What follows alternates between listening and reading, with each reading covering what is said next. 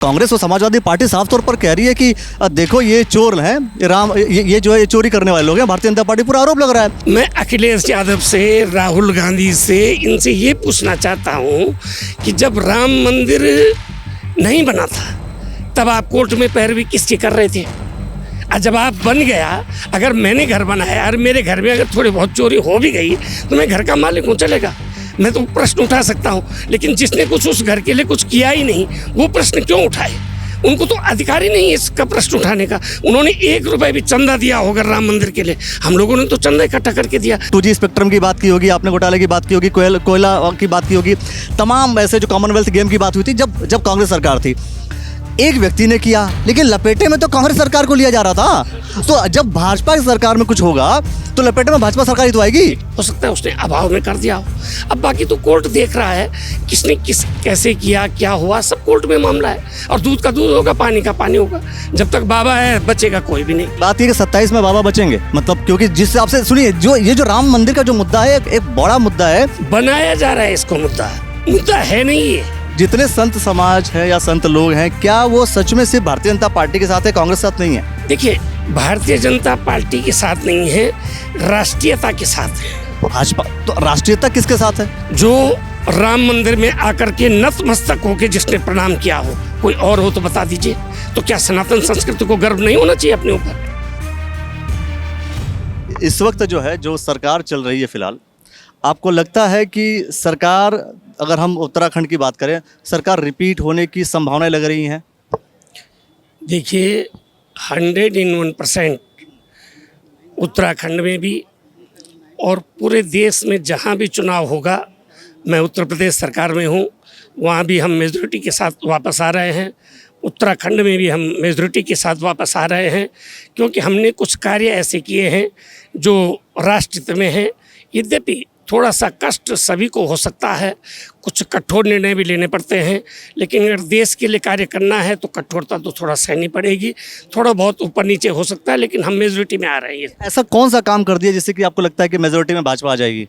देखिए, पहला तो हमारे यहाँ उत्तराखंड में जो कानून हमारे उत्तराखंड की सरकार ने पास किया, पुष्कर धामी सरकार ने पहला राज्य बना, और पहले राज्य बनने के कारण से धामी जी की एक धाकड़ धामी के रूप में इनकी जो है यहाँ पर इमेज बनी है।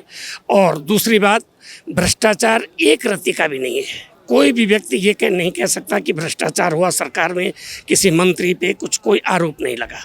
तो ये जितने भी साल हमारी सरकार रही, 10 साल हो गए हमारी सरकार को, कोई एक भी घोटाला कोई बता दे कि हमारी सरकार पे कोई घोटाला लगा हो। आप सरकार की बात कर रहे हैं, लेकिन मंत्रियों के ऊपर कहीं ना कहीं आरोप है कि आय से अधिक संपत्ति हो गई है उनकी। जितनी आय है, जितनी इनकम होनी चाहिए, उससे अधिक संपत्ति हो गई है। देखिए, ऐसा है कि कई लोग हमसे भी ये बात कहते हैं। अब एक कोई चपरासी की नौकरी लगता है, जिस दिन वो नौकरी लगता है उस दिन उसकी तनख्वाह होती है 2000, और धीरे धीरे बढ़ते बढ़ते एक दिन उसकी 1 लाख हो जाती है। तो क्या मंत्री नहीं बढ़ाएगा? क्या उसकी आय नहीं बढ़नी चाहिए? मंत्री की आय तो बढ़नी चाहिए, लेकिन मैं कह रहा हूँ कि मान लीजिए कमा रहे हैं 2 करोड़ रुपए, 2 करोड़ रुपए कमा रहे हैं मंत्री, लेकिन पैसा अगर आप पता करेंगे तो पैसा 200 करोड़ रुपए आ गए, तो वो कहाँ से आ रहा है फिर? अब 200 करोड़ तो ये उन्हीं मंत्रियों से पूछना पड़ेगा जिनके पास आता है। हमारे पास तो आया नहीं आज तक, न हमें मालूम कि कहाँ से आता है। ठीक है, हमें नहीं मालूम कहाँ से आता है। जितने संत समाज है या संत लोग हैं, क्या वो सच में सिर्फ भारतीय जनता पार्टी के साथ है, कांग्रेस के साथ नहीं है? देखिए, भारतीय जनता पार्टी के साथ नहीं है, राष्ट्रीयता के साथ है। भाजपा तो राष्ट्रीयता किसके साथ है या राष्ट्रीय? देखिए, राष्ट्रीयता, अब कांग्रेस अगर वंदे मातरम का विरोध करेगी तो कौन उसका साथ दे देगा? आप बताइए ना। वंदे मातरम में दुर्गा का, काली का, इनका नाम है, वो लोग कह रहे हैं 2 लाइनें नहीं गानी है, तो कौन इनका साथ दे देगा? ये छोटा सा बच्चा भी बता देगा कि ऐसे लोगों का हम साथ नहीं दे सकते। तो अब साधुओं को तो आना ही पड़ेगा ना। साधु, इस वजह से साधु जो है, साधु महात्मा जो लोग हैं, वो भारतीय जनता पार्टी के साथ है। देखिए, एक समय पे हम लोग कहते थे कि हो को निरप हमें क्या हानि, कोई भी राजा हो हमें क्या हानि है। एक राजा संत के आशीर्वाद से बनता है, राजा के आशीर्वाद से कोई संत नहीं बनता।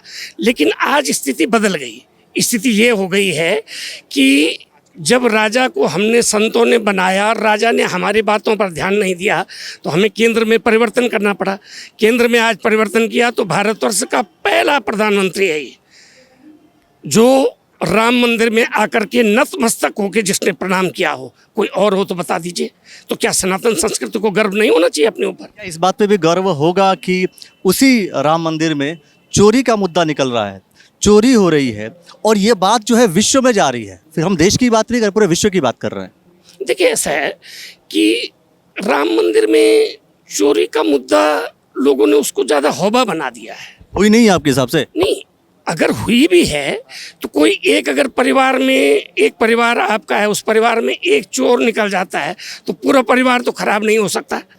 एकदम से एसआईटी गठित हुई, वो लोग जेल में हैं, योगी जी ने कौन सी कमी कर दी? अरे अभी आप देखिए, दूध का कांग्रेस और समाजवादी पार्टी साफ तौर पर कह रही है कि देखो ये चोर हैं, ये जो है ये चोरी करने वाले लोग हैं। भारतीय जनता पार्टी पूरा आरोप लग रहा है आपके योगी जी पे भी, कहीं ना कहीं आरोप लग रहा है, मोदी जी के पे भी आरोप लग रहा है।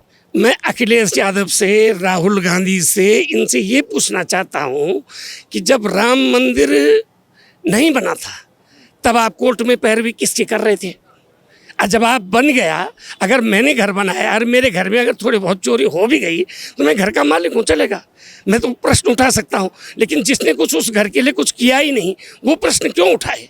उनको तो अधिकार ही नहीं है इसका प्रश्न उठाने का। उन्होंने 1 रुपये भी चंदा दिया होगा राम मंदिर के लिए? हम लोगों ने तो चंदा इकट्ठा करके दिया, अपनी ईमानदारी की कमाई से, भागवत की कमाई से हम लोगों ने राम मंदिर खड़ा कर दिया।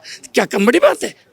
आप ये कहना चाहते हैं घर हमने बनाया, हमारे घर में चोरी भी हो रही है तो हमारा पार्ट है, तुम्हारा क्या? हमारे घर का मामला है जी, घर का मामला है। घर में अगर कोई किसी ने कर दी, गलती कर दी, वो जेल में है, तो इसमें सब लोग कहाँ से चपेट में आ गए? अगर हो गया, लेकिन जिसकी सरकार, अगर मान लीजिए आपने सुना होगा 2G घोटाला, 2G स्पेक्ट्रम की बात की होगी आपने, घोटाले की बात की होगी, कोयला की बात की होगी, तमाम ऐसे जो कॉमनवेल्थ गेम की बात हुई थी जब कांग्रेस सरकार थी। एक व्यक्ति ने किया, लेकिन लपेटे में तो कांग्रेस सरकार को लिया जा रहा था। तो जब भाजपा की सरकार में कुछ होगा तो लपेटे में भाजपा सरकार ही तो आएगी। 2G स्पेक्ट्रम जो घोटाला था 1250 करोड़ का था। जिस व्यक्ति ने किया था वो 650 करोड़ का मालिक पहले से था। यहाँ अगर किसी ने की है तो आप सब जानते ही हैं कि अगर उसके पास नहीं था, अभाव था, हो सकता है उसने अभाव में कर दिया हो। अब बाकी तो कोर्ट देख रहा है किसने कैसे किया, क्या हुआ, सब कोर्ट में मामला है। और दूध का दूध होगा, पानी का पानी होगा। जब तक बाबा है बचेगा कोई भी नहीं। जब तक बाबा है तब तक कोई नहीं बचेगा। कोई नहीं बचेगा। लेकिन बात ये कि 27 में बाबा बचेंगे, मतलब क्योंकि जिस हिसाब से सुनिए, ये जो राम मंदिर का जो मुद्दा है, एक बड़ा मुद्दा है। इसमें जब कांग्रेस और समाजवादी पार्टी खुल करके कह रही है कि देखो ये चोर हैं, भाजपा पर आरोप लग रहा है सीधा चोर हैं।